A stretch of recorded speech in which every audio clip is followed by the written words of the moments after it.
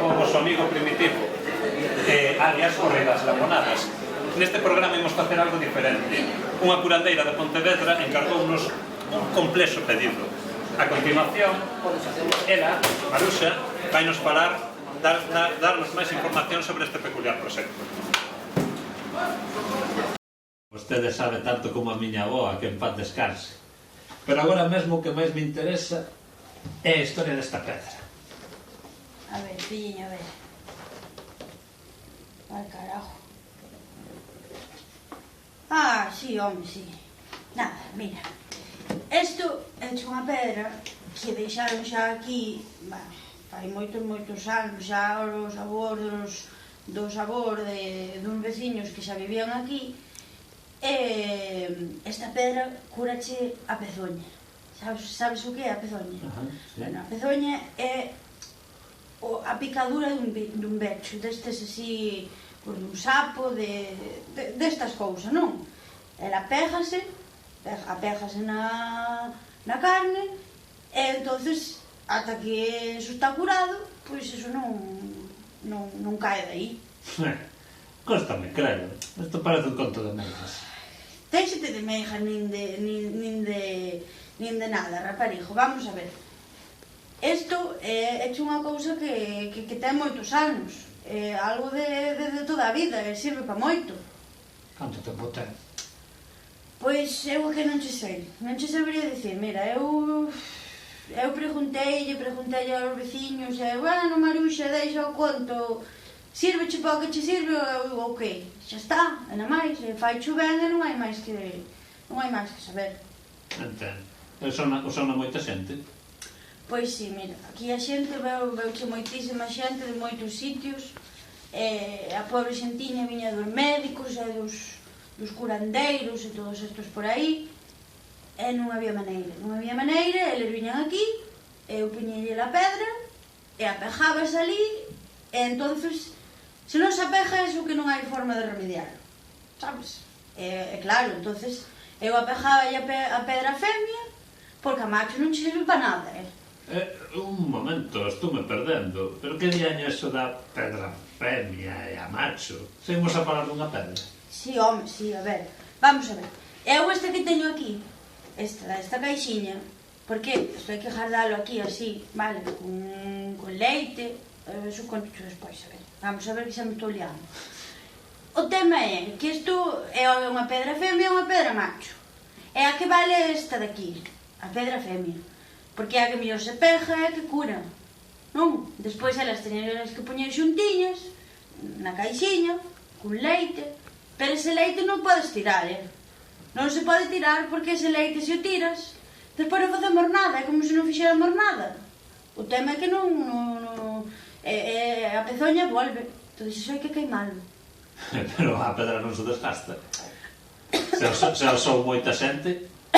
Ai, filliño, tens que perdonar, estou malísima. Non se preocupe. Non, isto non, a ver, isto simplemente hai que poñela no leite para que se recargue e xa está. O que pasa é que eu xa non lle deixo levar a ninguén, porque a xente non che ten cuidado ningún e a xente non aprecia as cousas de antes, non xe se aprecia. Sí, lamentablemente ten razón. É xa así.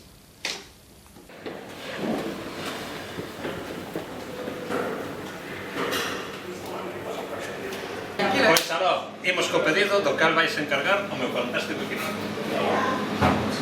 A forza de máis de 1000 homes.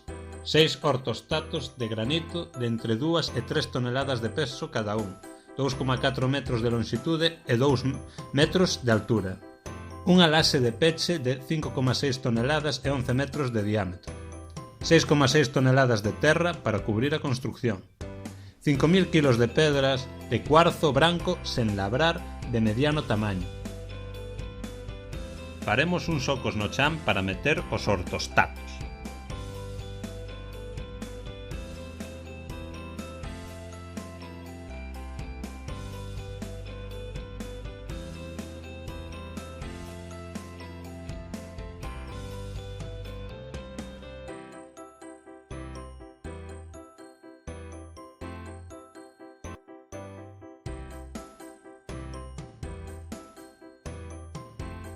Unha vez colocados, botaremos terra ata cubrir a cámara pola parte externa.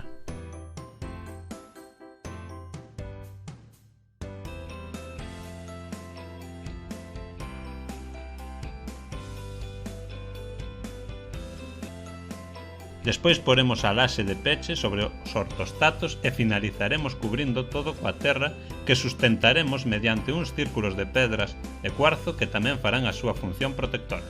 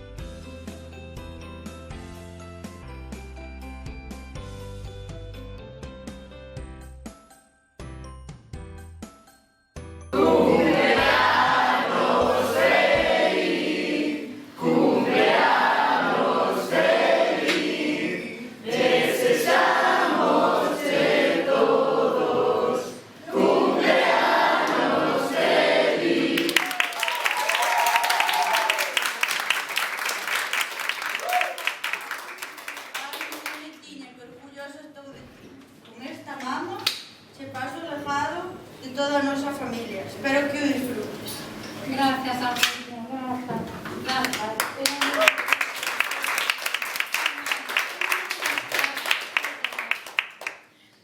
E agora, a comer.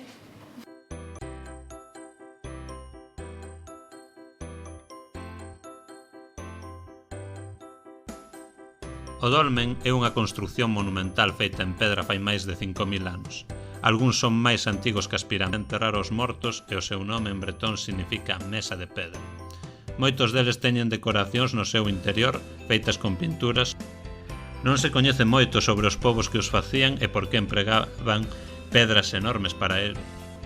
Hai nos pequenos topalos por toda a Península Ibérica, parte de Europa e tamén no África. As pedras da pezoña trátanse de pequenas machadas parte dos ensovais dos dolmens.